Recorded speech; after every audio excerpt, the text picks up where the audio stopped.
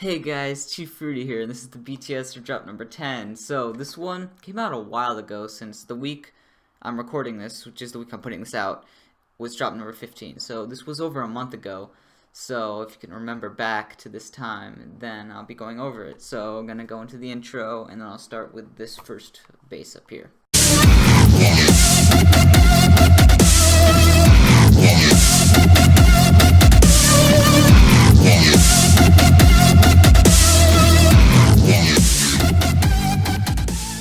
So that was the intro, and I'm going to go into this first bass right here. So first I'm going to play this pattern here. And this was actually a preset I got from Seamless R. And I made some changes to it, mostly with the effects, not with the actual preset. But this is it. And this synth has 3 voices in unison, and that's what gives it that layering that you can hear.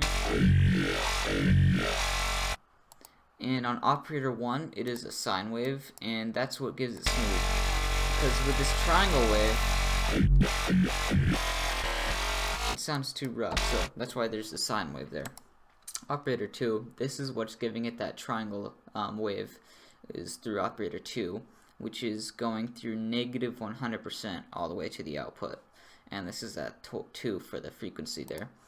And then for operator 3, this one has a saw wave, and this is kind of working together with operator 2, since 3 is engaged at about like 2% through operator 2.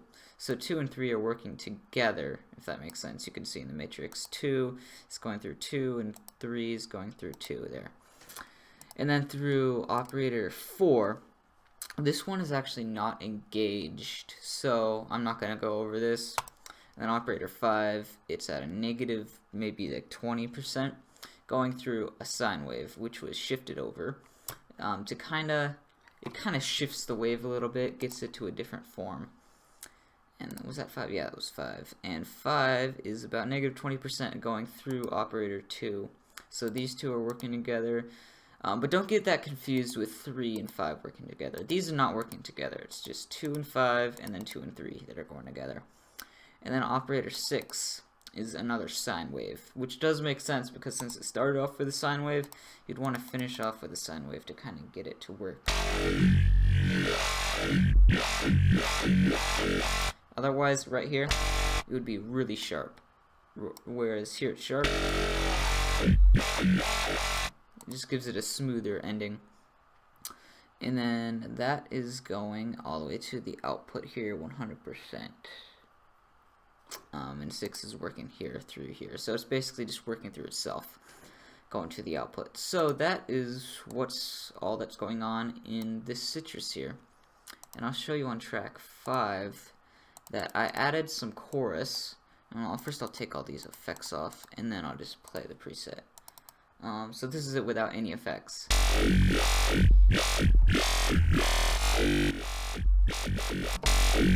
So that's what it sounded like when I got it, and then I made some changes. So first I added some chorus, which made it sound like this. And that's pretty much what it sounded like exactly. I didn't do any settings to this, I just did default chorus. And then I ran it through some EQ here, just to boost some mids. So you can hear it's developing a little bit more now. And you can see we just boosted the mids and lowered the highs just a little bit. And then I put on some distortion. Now this distortion is actually not engaged. This was meant for automating, and that is automating the distortion right here. So now I'll show you this part with the synth. So I'll replay this. First, I'm going to lower the tempo a lot. So it was at 146, now it's at 60.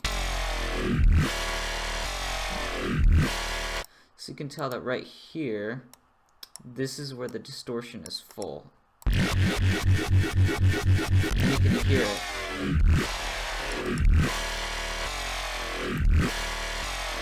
Now back to 146. And this is cut off, by the way, if I didn't say that. So that is what the first bass is playing. And then into the second one, which I'll play here. This one is doing this.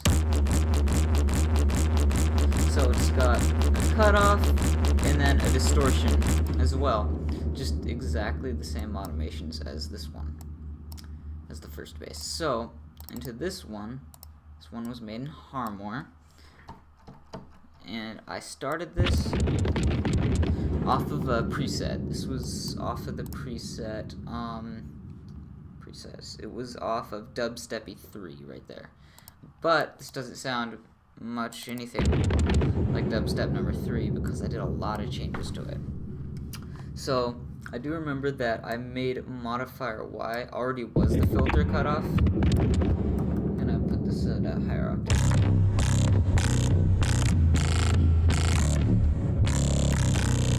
I put on some flat hat distortion, and without the distortion you get this. And that just sounded really weird, so with the flat hat distortion, that really helped it, as well as the frequency got knocked up to 2 right here. This is it before, and I put it up to 2 to basically to give it a lot more bass. What else? I got some, I think that's all I got in here. Did I do anything on part B? Yes, looks like the settings are changing quite a bit from part A to part B. So as you can tell, on part B the frequency is running a 2, while on A it's running a -2. So basically that is kind of running a high through a low in a way, if that makes sense. And then on B, the harmonizers are put up about like 50% on all of them, just to give it that high-end harmonizers, as well as the distortion's flat hat, and the phasers up to 50%.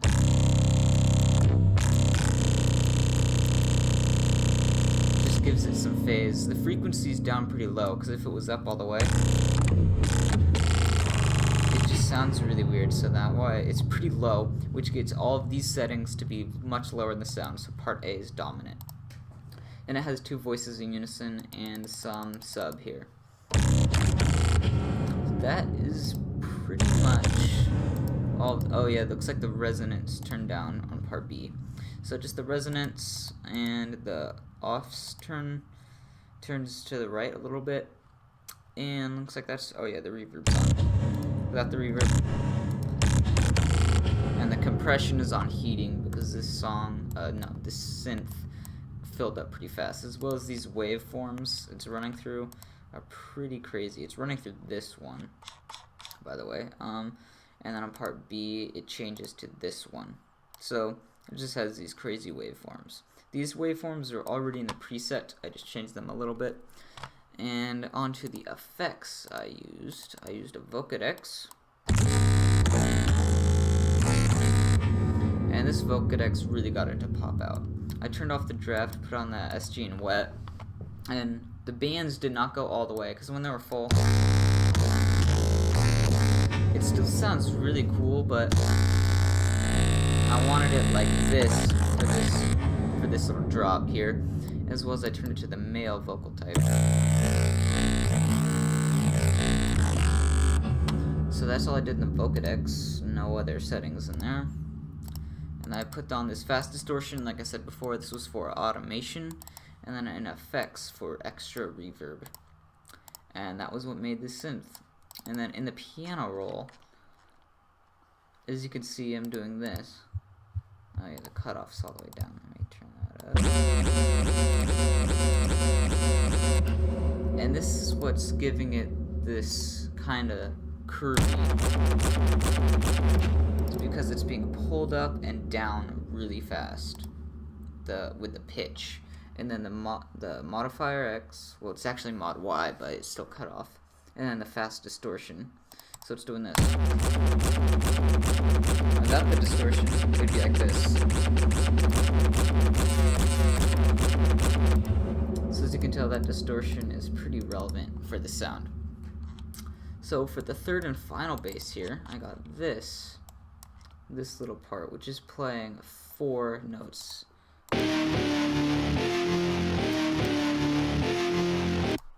So that's it in the piano roll without any automation, and with the automation it plays this.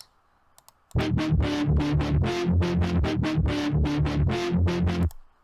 that's just running it with cutoff. So this sound I made from scratch.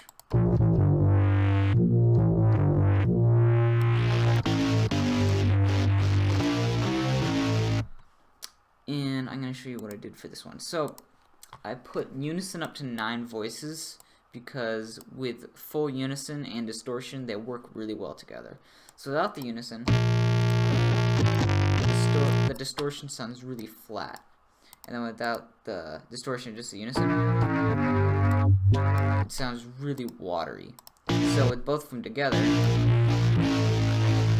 distortion and unison just go really well together in my opinion. With unison layering, and then the distortion goes over each little harmonic that the unison makes, and it fills up the sound. So that's a little tip for you. And it's using this wave. Basically all I did was I just made this line to cut it off, which gave it this weird shape. And at first I was kind of just experimenting, but then it turned out being really cool, because you can tell that it's a pretty cool sounding wave. And I did not use any part B in this sound, and I just turned the pitch off and activated mode X. And I turned the pitch down up here because I wanted to get it a little bit lower. And this is on the track 6, and I just have EQ, removing a lot of lows and boosting the mids, because when these were up, it was just getting really crazy. So I turned those down and boosted these, and that, oh no, and then I put it into a Vocodex. Wetness and SG are full, and this Vocodex is really what's doing most of the work. So I'll disable the Vocodex, and then so the Vocodex is disabled, and this is what it sounds like.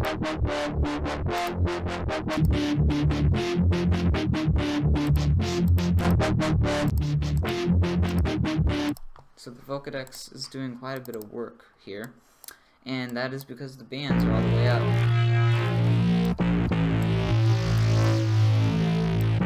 So it's on male vocal type and male, and then the vocal type is all the way to negative 100%,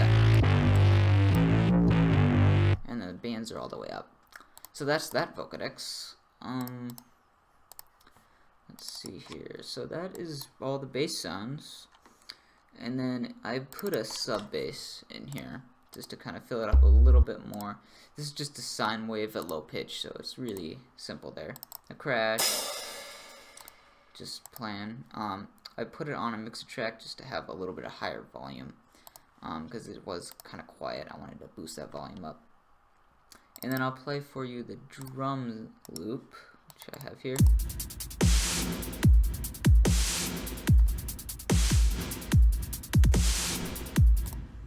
So that's the drum loop. The samples, this is the kick sample, which has some reverb from track 1, which I got that reverb just from this Fruity Reverb. You can tell there's very little. The wetness is what controls the reverb, and there's very little, and it went pretty far to make that. And then for the snare sample, I got this. Now this one has quite a bit more reverb, all the way almost up to 50%. And that's what gave the snare that reverb. And then I got this hi-hat.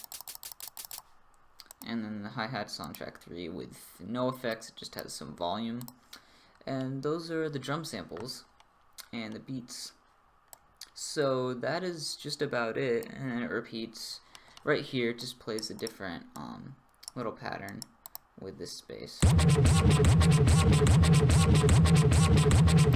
Just double time automation here, and then it's the same pattern as before with this stretching of the pitch. So that's what's going on here. So that was the BTS for drop number 10, and be sure to keep an eye out on this channel for my album Wreckage, which will be released on June 17th, as well as more outtakes for this on my second channel, which you could look at. I don't know when that'll be up. It'll just be whenever I get enough outtakes from all these BTS videos to put there. So yeah, I'll see you guys in the next video, and bye.